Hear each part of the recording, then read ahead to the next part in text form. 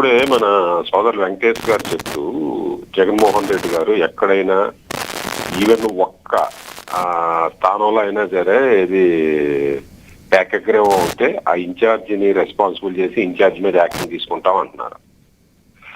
అంటే ఓడిపోయాము, మాకు బలం లేకే ఓడిపోయాము, అధికార పార్టీకి అనుకూలంగా ఫలితాలు వస్తాయని తెలిసి కూడా జగన్మోహన్ రెడ్డి గారు అంత గట్టిగా పనిచేస్తున్నారంటే గెలుస్తామని నమ్మకాన్ని కలిగిస్తున్నారు తన పార్టీ కేడర్కి, తన ఓట్లేసి వేద్దామనుకున్న ప్రజలకి, వేయకూడదనే ప్రజలు కూడా ఒక నమ్మకాన్ని కలిగిస్తున్నాడు ఆయన. అలాగే లోకేష్ గారు కూడా ఇదిగో మన పార్టీ ఇంత గట్టిగా ఉంది, మన అధికారంలో ఉన్నాం, మన 45 సంవత్సరాల చరిత్ర ఉన్న పార్టీ, అధికారులు ఉన్నా కానీ మనకు 80% మనం పోటీ చేస్తాం, స్థానాలన్నీ మనయే, మీరు గట్టిగా పనిచేయండి అనే నమ్మకాన్ని లోకేష్ గారు కల్పిస్తున్నారు తన పార్టీ కేడర్కి. అది పార్టీ యొక్క అధినాయకుల లక్షణం, అది ఏ పార్టీ అధినాయకుడైనా సరే. ఈవెన్ తెలంగాణ పార్టీ వెళ్తే కవిత గారు కూడా బుద్ధస్తమాన్ని కొలిస్తే ఆమె పక్కన మీటింగ్ పెడితే 10 మంది కూడా రారు. ఆమె నేను ముఖ్యమంత్రి అవుతానంటది. ఆమె నేను ముఖ్యమంత్రి అవుతే పలానా చేస్తానని చెప్తుంది. కేఏ పాల్ గారు కూడా నేను ముఖ్యమంత్రి అవుతాననే చెప్తారైనా, ఒక్కరు కూడా రాడు. అది ఒక పార్టీ అధినాయకుల లక్షణం. మీరు ఏదైనా పోస్ట్ ఇంటర్వ్యూకి వెళ్తే నేను యాంకరింగ్ బాగా చేయగలను, నాకు ఎంత ఎక్స్పీరియన్స్ ఉంది, నేను ఛానల్ హ్యాండిల్ చేయగలను అంటే మిమ్మల్ని ఇంటర్వ్యూలో తీసుకుంటారు. కానీ నాకు ఏ హూ రాదు, నేను ఏ హూ నేర్చుకోలేదు, నాకు నోరు ఇప్పారు భయం అంటే మిమ్మల్ని ఎవరు తీసుకుంటారు సార్? ఎన్ని కథ ఎందుకు చెప్తున్నానంటే ఈ రూల్స్ జనసేన వాళ్ళకి వర్తించాలి. మా పార్టీ బలంగా ఉంది, మాకు ఇదిగో బలమైన సామాజిక వర్గాల మద్దతు ఉంది, ఒక మాకు యూత్ ఐకాన్ మొత్తం యూత్ అంతా మా వెనకాల ఉన్నారో అన్ని వర్గాల నుంచి మాకు మద్దతు ఉంది, మాకు పొత్తు లేకపోయినా ఒక 70-80 నియోజకవర్గాల్లో మేము ఫలితాన్ని ప్రభావం చేయగలం, మొదటి స్థానం గట్టిగా పనిచేస్తే మొదటి స్థానంలో తర్వాత 2వ స్థానంలో ఉంటాము. సో ఇప్పుడు అధికారులు ఉన్నాం, పొత్తు ఉన్నది కాబట్టి ఇంకా మా బలం పెరిగింది. ఇదిగో మాకు గతంలో ఏదో పరిస్థితులు ఒప్పుకున్నాము, ఇప్పుడు మేము ఒప్పుకుంటారా తర్వాత చేద్దాం, మేము ఇంత బలంగా ఉన్నామని చెప్పాలి. కానీ మేము బలంగా లేము, మేము బలపడలేదంటే మిమ్మల్ని ఎవరు పట్టించుకుంటారు సార్? మీరు బలంగా ఉన్నారని టీడీపీ నమ్మి మీతో పొత్తు పెట్టుకుందా? మీరు బలంగా ఉన్నారని నమ్మే బీజేపీ మీ వెనకాల నడవాలనుకుంటుంది. పూర్తి స్థాయిలో విమర్శలు వచ్చిన తర్వాతే నాదెండ్ల మనోహర్ గారు రెండోసారి మళ్ళీ మాట్లాడటం జరిగిందంటారా? ఒక్క నిమిషం సార్, ఇది అవనవండి సార్. రైట్, మీరు బలంగా ఉన్నారని టీడీపీకి తెలుసు, మీరు బలంగా ఉన్నారని బీజేపీకి తెలుసు, మీరు బలంగా ఉన్నారు, మీరు ఇడిపోతే తప్ప గెలవలామని వైసీపీకి తెలుసు, మీరు బలంగా ఉన్నారని దేశంలో ఉన్న ప్రజలకి, ఆంధ్రాలో ఉన్న ప్రజలకి అందరికీ తెలుసు. కానీ నాదెండ్ల మనోహర్ గారికి తెలియదు మేము బలంగా ఉన్నామని.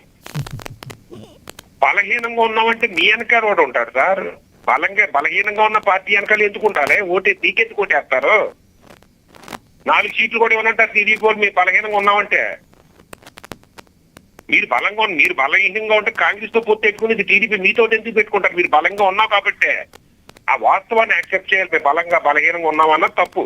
అలాగే అనకూడదు. ముందు ఇప్పుడు కూడా ఏ పార్టీ నాయకుడు అనకూడదు, నాదెండ్ల మనోహర్ గారు లాంటి పెద్ద నాయకులు అసలు అనకూడదు. అన్న వాళ్ళని ఒక మార్కులు తీసి తప్పు రూపాయలు ఇలాగ అనకూడదని చెప్పాలి. అయినా అంటుంటే ఇంకెవరికి చెప్తాడు?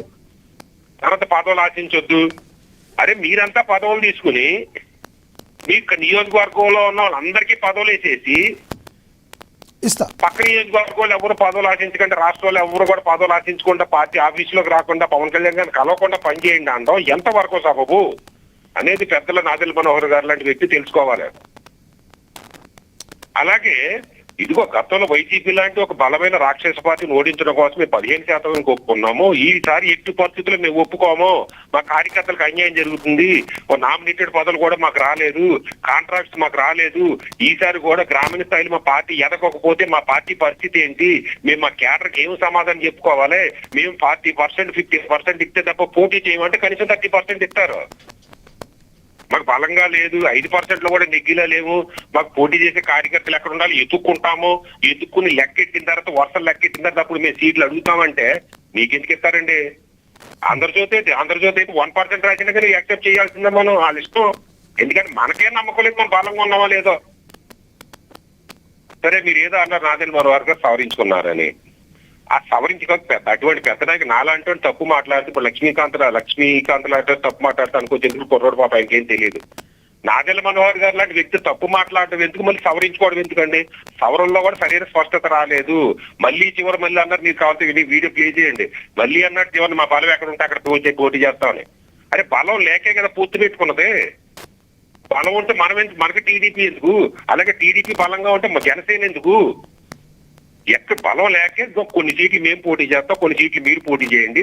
మేము పోటీ చేసిన చోట మీరు ఓట్లు వేయండి మాకు. మేము పోటీ చేసిన చోట మీరు వేయండి, మీరు చేసిన చోట మేము వేస్తాం. ఒకరికొకరు పిలుద్దాము, తద్వారా రాష్ట్రాన్ని అభివృద్ధి చేద్దాం అనాలి. కానీ మాకు బలం లేదు, బలం ఉన్న చోట పోటీ చేస్తాం, ఇంకెందుకు పొత్తులు మందిరాక రైట్ రైట్ అక్షర్ సత్య గారు ఇవన్నీ తెలుసుకోకుండా Yes.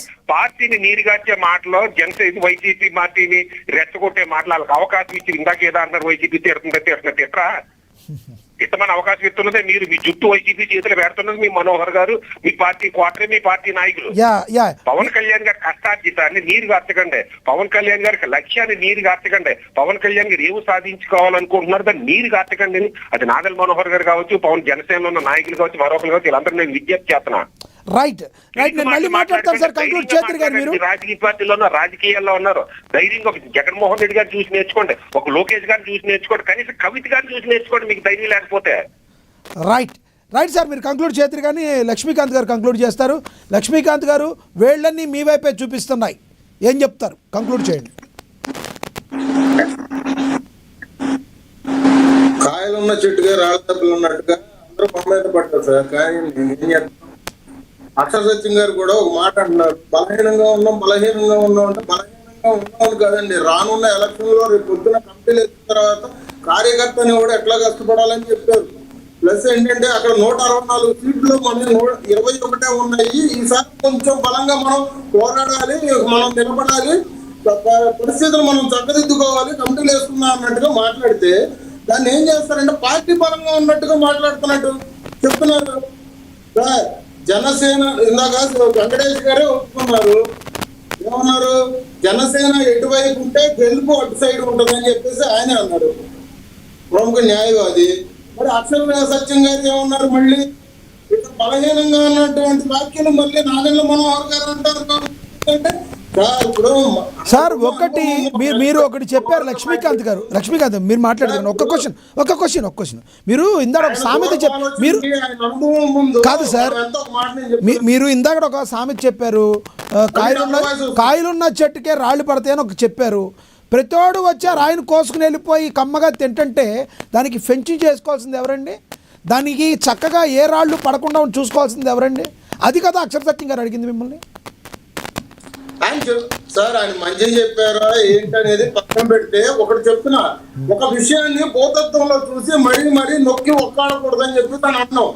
మేము కార్యకర్తలం అంతా కలిపి ఒక మీటింగ్ పెట్టుకొని మేము దిశ మేము నిర్ణయించుకొని మేము చెప్తా ఉండంటే అక్షర సత్యం గారు వచ్చి మళ్ళీ దాన్ని బలహీనపరచడానికే మళ్ళీ ఆయన చేస్తున్న వ్యాఖ్యలు తీసుకుంటారు. కానీ ఇప్పుడు ఎందుకంటే ఇది సత్యం అనలేదండి, మీ నాయకులు మనోహర్ గారు అన్నారు, మీరు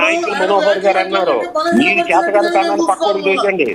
మీకు ధైర్యం ఉంటే నిజంగా మీరు బలంగా ఉంటే బలంగా ఉన్నామని నిరూపించుకోండి. ఎంతకాలం బలం లేదని తిరిగి మాట్లాడతారు మీరు నెక్కడానికి బలంగా ఉన్నారు.